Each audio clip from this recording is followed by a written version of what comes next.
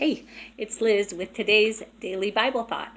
And today is a twofer, kind of like the 2-inch rule at the Red Barn, only it's 2 Bible verses for the one Daily Bible Thought.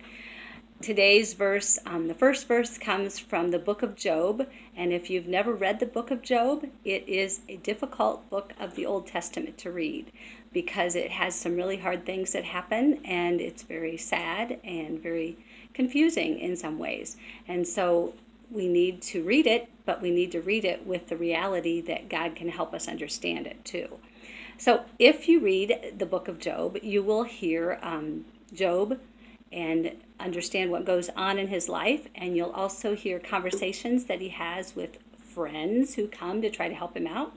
They give him not good advice, but he does at the end have a conversation with God, and God speaks very clearly to him. He replies to God, and this verse, the first verse I have for you today, is from Job chapter 42, verses 1 to 2.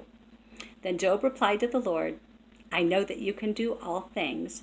No purpose of yours can be thwarted. Now, for something to be thwarted, it means that it's stopped or made not possible. And nothing that God does can be thwarted. No purpose that he has can be thwarted. So things that he has planned to do or set out to do or promised to do, he has to do them because he's God. God can do everything.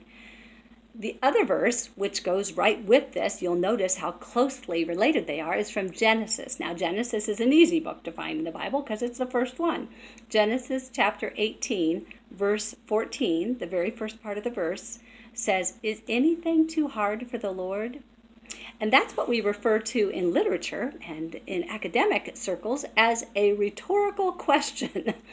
The rhetorical question is a question that can be answered, it's just obvious. It's not really a question, it's like a no duh. And so is anything too hard for the Lord? No, it is not, because he can do anything. So in the midst of this crisis, please realize that God is still in control.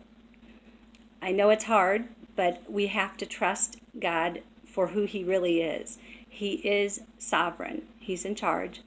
He is good, and he's at work. But we also have to realize we live in a fallen world, a world of sin and death. But that's why Jesus came.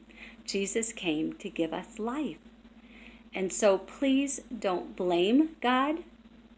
Well, you can get angry at him, you can get mad at him. He can handle it. But please don't turn away from him. Please put your trust in him and know that he is still with us. Please know that the Bible is there to read and to learn and to know him more. So I encourage you to read the Bible today. It's a cold day, so it's a good day to stay inside and read. And I really pray that you are safe and warm and well. Please let us know if you need anything, if you need food, if you need encouragement. Please reach out to us and let us know. We are praying for you, Red Barn kids, but we're praying for a lot of friends too right now. We know a lot of people and family. Praying for my family a lot. And so please let us know what you need, and stay warm today and enjoy the sunshine. We hope to see you soon, maybe this summer.